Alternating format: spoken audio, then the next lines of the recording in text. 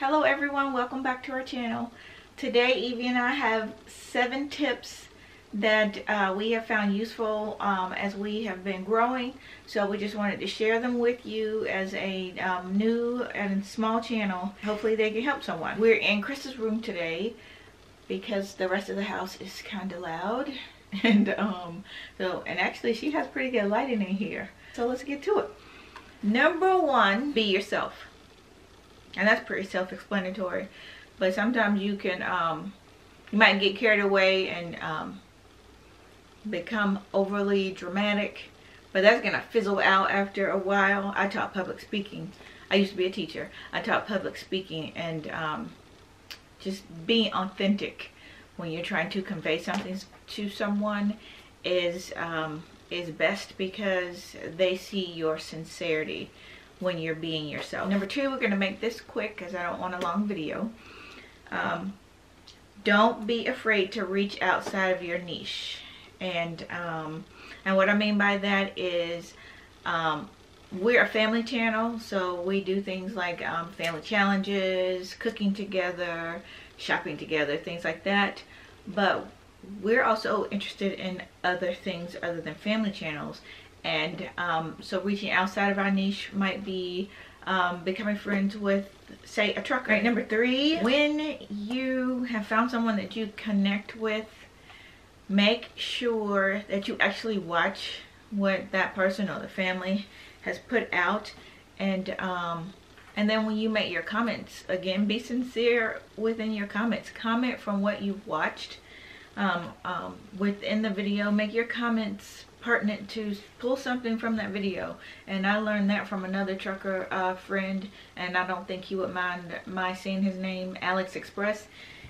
He said that YouTube is looking for actual engagement. Let's say they went to McDonald's at 4 minutes and 10 seconds and they ordered a 10-piece nugget and had ranch sauce and was also dipping it into barbecue sauce. Say that in your comments. And also on comments, scroll through the comments and look for someone that commented positively on the video that you liked, because guess what?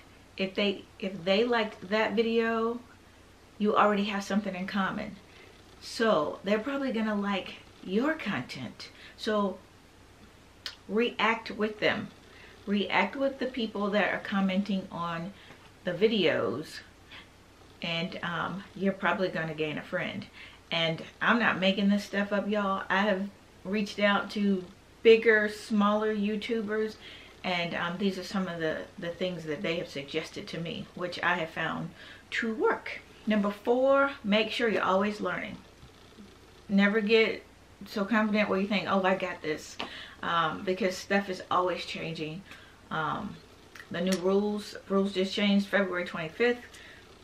Even for the people that just started, we just started in November, and rules changed on February 25th. So make sure you're always learning, and that could be about learning what's trending, so which affects your content. Like I said, the rules on YouTube, and what or whom to stay away from. Because, you know, just be on guard, guard yourself, guard your family if you are a family channel, and you know, just always stay on top of things. Number 5, a schedule. Try to have a schedule, because your friends are going to be looking for your uploads. We post on Fridays. When I was on break, I was posting on Mondays and Fridays, and then I started to steer towards posting on Fridays, and it's working. I can tell that people are watching my videos, engaging me on my videos. So just make sure you stay consistent. I know that I've watched a lot of videos with tips when I first started out, and all of them were saying, be consistent, be consistent. I was like, if I hear consistency one more time, I'm gonna scream. And now I'm saying consistency. Consistency is important, because you don't want to post on Friday and then you go 12 weeks and then you post something else, because people are going to be like, oh, they're not on YouTube anymore. Number 6, and remember I said we have 7. This is like a 2-for-1. Your descriptions and your thumbnails, they are your attention grabbers. You want them to grab your reader, or I used to be an English teacher. You want them to grab your viewer as soon as they can, because you have those couple of seconds to convince. Because YouTube videos are like I used to teach persuasive papers. They're like persuasive papers. You have to have an attention grabber in your persuasive papers, or any of your papers. But anyway, you want to grab them as soon as you can grab them and hold that attention. And the fastest way to grab them would be your descriptions and also your thumbnail. Under your about on your page, don't have a bunch of fluffity fluff on that page. Go ahead and go into what your channel is about, and then you can add the fluff if you want to, because you don't want skimpy descriptions either. But what I've learned is that your first 200 words are what grabs your viewers' attention. So make sure in the very first 200 words that you are giving them what they need, and so that you can become, when people search those certain keywords, that you'll get pulled up in the search. And also underneath your videos, so I've noticed that some people don't have descriptions. I do try to put descriptions because of what I've researched. Your very first sentence should mirror your title. So you pull your title and put it into that first sentence so that they're matching. So that when people search those types of things, like how to make, well, one of my videos, how to make Mississippi pork chops. So the title of my video would be Mississippi pork chops recipe or something like that. And then my very first sentence in my description under the video would be Evette makes, or Evette shows you how to make Mississippi pork chops, or Evette shares Mississippi pork chop recipe. And number 7, Evie is falling asleep. You sleep, mama? My last one, I didn't see this one anywhere, but that doesn't mean if someone hasn't said it. This is just a personal one for me. Don't post anything if you think it is inappropriate.